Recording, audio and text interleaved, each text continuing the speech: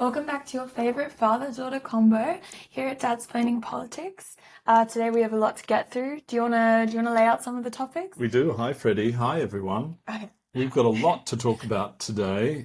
First of all, we're going to look into all the tariff situation that's come to the fore over the weekend. We're going to look at some of the things that are happening in terms of the Australian economic situation, in terms of inflation easing, etc., and some of the terrible anti-Semitic attacks that have been happening in Australia recently. So they're the key sort of themes. But let's start, Freddie, with the tariff situation.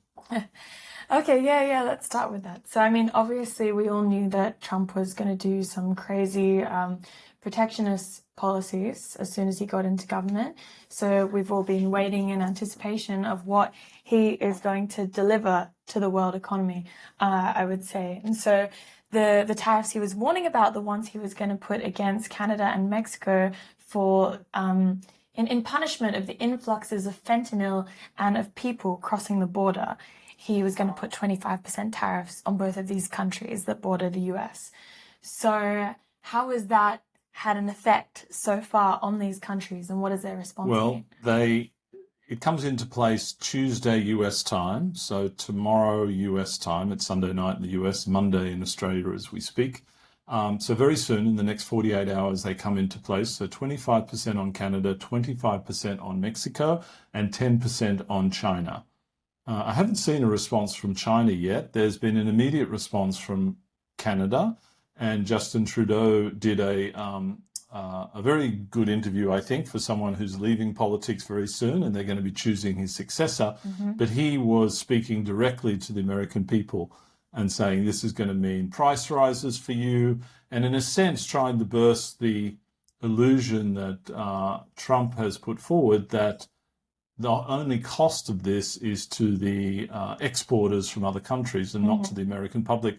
So that's the fascinating thing. Likewise, Mexico has, both Canada and Mexico have said they're going to put 25% tariffs on all US exports to their countries. So tit for tat.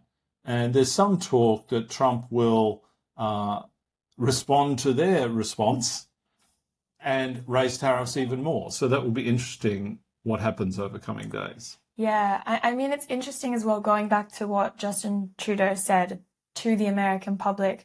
I think there is this culture of intellectual superiority, right? Where people don't go into the practical details of what is going to be happening to your pocket and to the money you're going to be spending on a daily basis.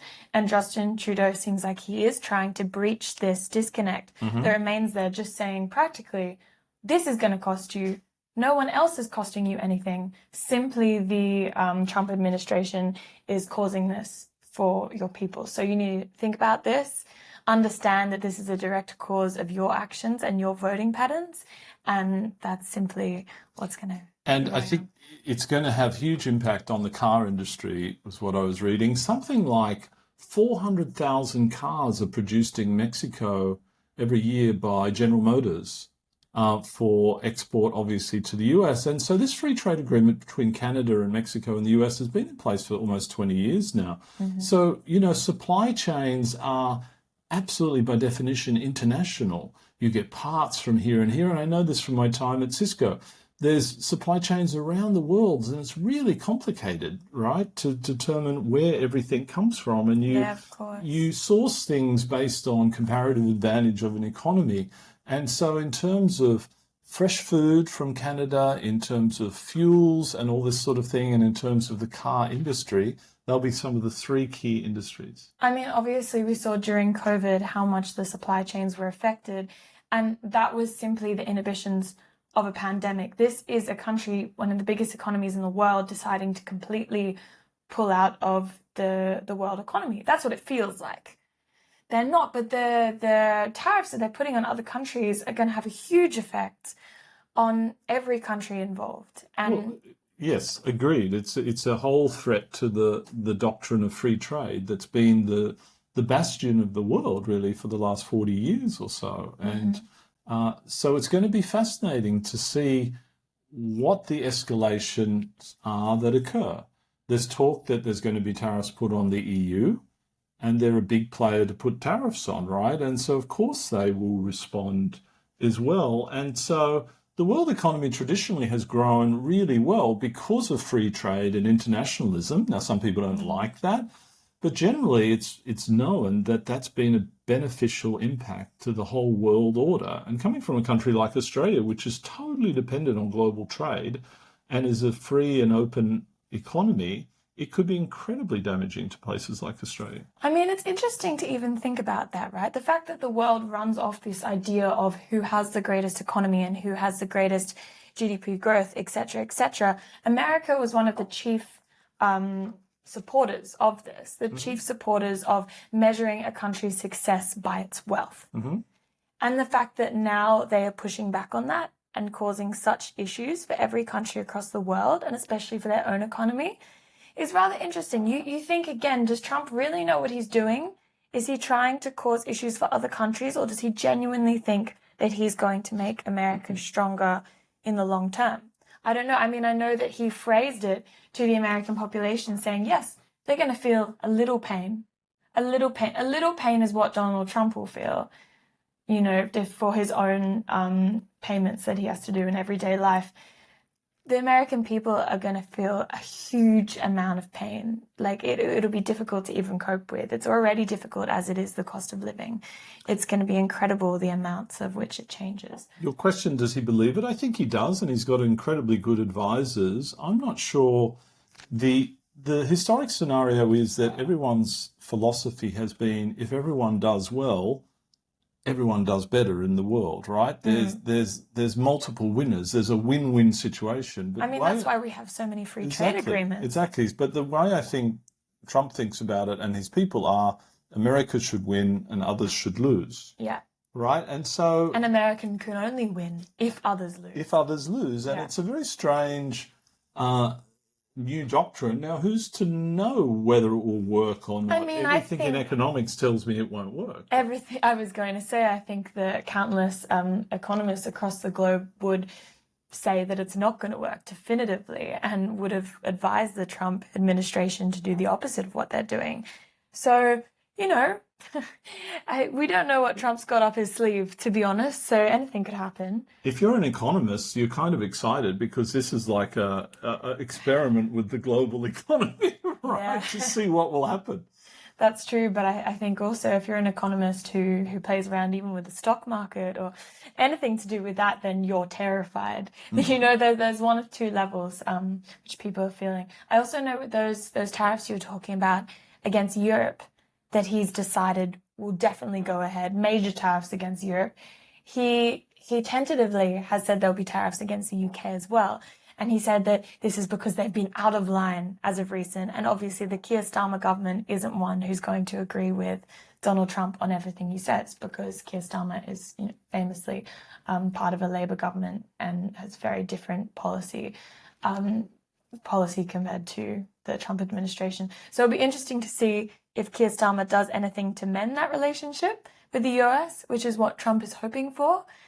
But I don't expect that anytime soon. I heard they had a good phone call recently. Really? You know, Trump traditionally likes the UK because I think his grandmother came from Scotland and stuff, so he has some personal attachment, and he's always had a great respect for the royal family and such. So I don't think the royal family had a great respect for him, though. We've laughed about the fact that Queen Elizabeth, I think, referred to him as that man and refused to meet him on a number of occasions because she didn't want to have anything to do with him when he was last president of the US and when she was still the monarch of the UK and the Commonwealth. So that's true. There's lots of memes on that whole thing. Yeah. And lots of memes on that whole thing. And the other big news, which I didn't mention, was the whole rise of DeepSeek last week, the Chinese AI competitor, which had a huge impact on the stock market over a day or so, and that's somewhat recovered. And again, Trump's response to that was, which I thought was reasonable, that America needs to do better to make sure we compete effectively with these other competitors. So who knows whether it's true what the Chinese are saying, how it didn't take that much money vis-a-vis what the US is spending on that technology. And I hear there's lots of security flaws within that because it's one of the big issues with AI. You've got to make sure it's trustworthy and secure. I mean, honestly, it's the main issue. It's the reason AI exists. It's the reason quantum computing is, they're developing that. It's to discover other states' security secrets, essentially, and to delve deeper. One of the benefits. One of the benefits, but I think one of the reasons it exists.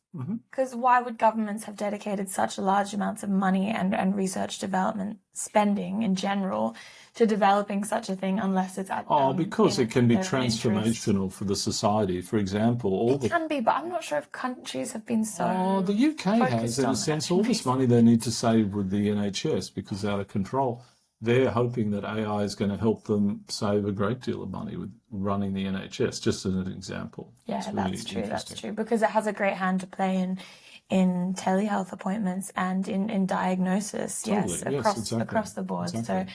we'll definitely see how that plays out in the next few years. And Freddie, the other thing that there's a lot of people being fired in the US, and there's been a number of plane crashes. There has been a number of plane crashes, and it was funny how funny is a loose word for it, how Trump that completely blamed all the plane crashes on the DEI, which is the diversity and inclusion, Equity and inclusion portfolio, what would you say, department in the US government, practices in the US. He blamed them. He blamed women. He blamed the previous administration, when actually Trump has had a hand in firing a lot of professionals in the aviation industry as of recently. So obviously, when you start firing the big bosses at the top of the chain, yeah, it will have an effect. Well, we don't know whether it had an effect. I mean, it's too early to tell. It had an effect, but there's been a large number of plane crashes in a few days. There's been a large number in 2025 in general, so we don't really know what that says about the administration. I thought that the terrible thing was that, the military helicopter collided with a plane, and Trump really blamed the military helicopter for screwing up, and, all those service people died. And it's just a terrible precedent when a president assumes who's guilty and people who have died and servicemen and women have died. I was just thinking, what the hell do their families think, of these people who have died in service, and the president saying, they've screwed up and are responsible. It's pretty awful. And you don't know people's reactions in crises like this. What about all the people who died in the plane crash? Will they now turn towards these servicemen and women and blame them for the fact that their family members have passed away? It's an incredibly dangerous precedent to start throwing the blame around when you have no idea what in actuality happened and when a thorough investigation has not been concluded as of yet. So. And the other thing, Freddie, we should think about is the US has traditionally been the biggest donor to foreign aid in the world, and that's been all put on a 90-day freeze. So, in terms of global aid, this has been an incredible advantage for the US in terms of soft power, in terms of having influence around the world. And it's fascinating because it's chaotic, because, they have contracts with aid organizations around the world, and all these budgets have been frozen. And I'm just thinking this is a huge opportunity for China, particularly, and perhaps places like Russia to fill the void. Yeah, I mean, I know that obviously that is a very important part of it to be taken into account, because in reality, that's what's happening. It's soft power. But I just have to think about the countless people who are now at risk of starvation. I mean, there's huge food banks that are supplying the majority of food across a ton of different areas in developing nations, whole NGOs that have completely fallen apart without this funding. And I don't think anyone in the Western world has made a commitment to step up. So yeah, that is what's going to happen. Probably China or Russia will have to be the one that fills that void. I can't see Russia doing it anytime soon. They don't have the money, but China. I can see China doing it. But this is when we need to also step back and take a look at the EU is probably not in the right situation to be putting a lot more aid for than it was. But what about Australia?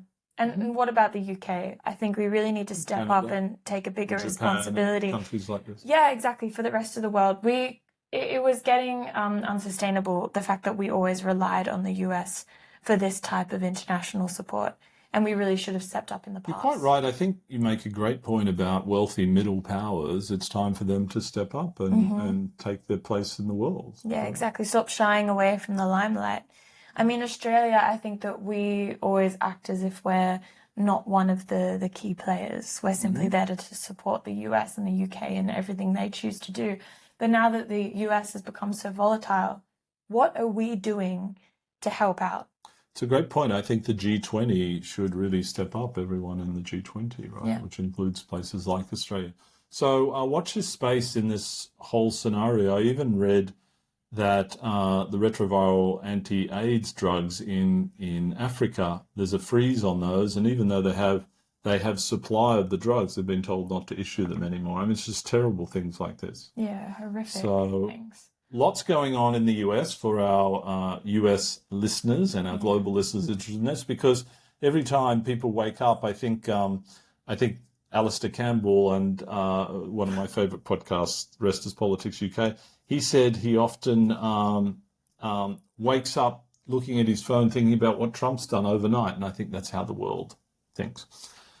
I do think so. I also think one more thing to add along with that is that none of these budget freezes that the US has put through have had any advanced warning to all these NGOs, etc., and community groups. Whereas we look at the response of Canada to the 25% tariffs, and Justin Trudeau has issued a 21-day pause before the tariffs get put in place in order to allow Canadian businesses to find alternative suppliers, and alternative customers and areas to reach out to. So it's interesting to see when a government does take the population and people in general into consideration of how they're going to deal with that, and when a government does not and leaves, hundreds of thousands, millions of people in the lurch without any ulterior option. So That's true. yeah. But enough about the US, enough about Trump. It gets a bit too depressing. We are going to talk a bit about Australia and about the, recent months coming up to the election and what has happened with the inflation rate. So inflation rate has dropped. So the government's very excited about that. Jim Chalmers, the Treasurer, I think it's the best news he's had. Tomorrow is the interest rate decision by the Reserve Bank, whether they cut interest rates in February or whether they wait till March. And there's talk that it's quite likely that rates might get cut tomorrow, if not in March. And so we think this has lots of implications for the election.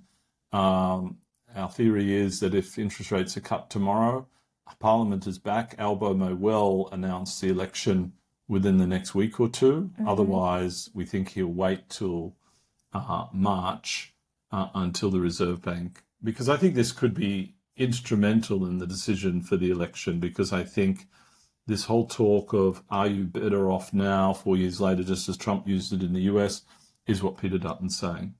Yeah, I mean, I know that traditionally it has had a great effect on our upcoming election, but there's been a lot of hit back by the shadow government and a lot of criticism saying they're celebrating a win when, the actual effects of people are still suffering. Inflation rate haven't come into play yet, and people are still suffering and people are still in pain. So should Jim Chalmers be celebrating as he is? And, I kind of think he should, right? It's saying a good thing for the economy going into the future, but that's the criticism from the Liberal Party camp at the moment. So we'll see how much it really has an effect. And as we're getting closer and closer to the possible election day, it's exciting to see how Australian voters be shifting from one side to the other. But a more depressing, more negative thing that's been happening recently in Australia is the massive rise of anti Semitic attacks over the past year. So do you want to... Yeah, and there's been a lot in Sydney and around Australia, graffiti and firebombing of kindergartens and such. And recently, last week, a caravan full of explosives was discovered. Fortunately, they discovered it, and supposedly they had to list the Great Synagogue and a few other locations. So I think the Jewish community is feeling very threatened, and it's a terrible state of affairs that Australia really hasn't experienced for many, many years, this scenario. Unfortunately, it's been politicized. So Peter Dutton says that Anthony Albanese has not been strong enough and not taken this seriously enough, which is problematic, right? Because ideally, the best way of dealing with these things is in a bipartisan way. And I think, the government together with the police are now treating this utterly seriously. Um, And I don't think they ever didn't treat it seriously. They always took it quite seriously from the get-go. And we think about the fact that I was looking into the statistics of anti-Semitic attacks in the past year and how they haven't just been increasing in Australia, but they've been increasing across the globe. The Anti-Defamation League in the US has recorded the highest number of anti-Semitic attacks since they started recording numbers, and similar figures have been seen in the UK as well. So, but in comparison, Australia has a very successful prevention rate of anti-Semitic attacks compared to these other countries. So we have, in comparison, been doing better, but obviously we need to just keep searching for that goal, because it can't continue like this.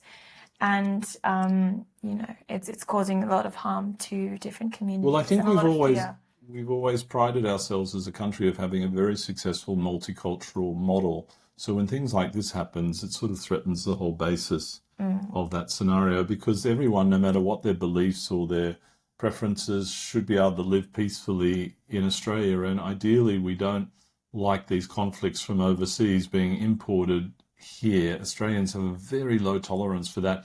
But as you can see, the world is such a global place. If you think about the influence of Trump and all of this, and the influence of, all the atrocities that have happened between Israel and Gaza, Yeah, etc., it's inevitable that some of it's going to come here. I think the challenge is how we respond to it as a society. And the major part that the media and the internet plays in relaying this information across the world has been, like an unavoidable influence that it's had. And so events that would have happened in the past that we simply wouldn't have known about or emotionally connected as much as we have with Gaza, it's now obviously we're seeing a greater compassion towards events that are happening across the world, which are called trigger events, when in relation to attacks, cultural attacks of different natures. So the whole conflict happening in Gaza has been an extended trigger event that has happened for an extraordinarily long time, provoking like more and more conflict around the world and rising tensions. So people have been unable to express their sorrow and pain, no matter what side they're on. And so it culminates in these hideous, disgusting attacks. So we'll see what happens now that there's been a ceasefire, but obviously there's still a lot of reparation and, rebuilding to be done in Gaza and in that region in the world. So it will continue to have an effect across the international community. The world is a very interesting and very dynamic and a little bit scary place at the moment. I mean, it's always been scary, though. But I was recounting with a friend the other day that I feel like for the last 30 years or so, politically, it's been rather stable. These institutions have been dominant: the United Nations, the World Health Organization, World Trade Organization. But all of this seems somewhat under threat at the moment. I mean, at that point in time, the era that you grew up in was still in the throes of post-World War II. And the Cold War. And so the fear that people had of returning to a conflict-riddled world like that was so strong that I think it prohibited a lot of countries from engaging in more conflict. And now that fear is dissipating. So obviously it's becoming a very scary place. But we'll continue to come back here on our podcast and talk about it with you guys and answer any questions you have, any anxieties you have about conflict and foreign events over the world. And we are now on Spotify, Apple Podcasts, and YouTube. And you'll notice we're doing video now. So we'd love you to tell all your friends and follow us and like us. And please come back with any questions or topics you'd love us to cover in future episodes. Definitely. And just on top of that as well, I have made an Instagram account for us. So if you don't feel like watching a full podcast, feel free to just go to the Instagram account and watch a few reels that I've put up just to get a summary of events that's been happening around the world so you can keep up to date with everything you're going to discuss at your next dinner party. So thank you very much, and we'll see you next time. Thanks, Freddie. Bye. Thanks, bye.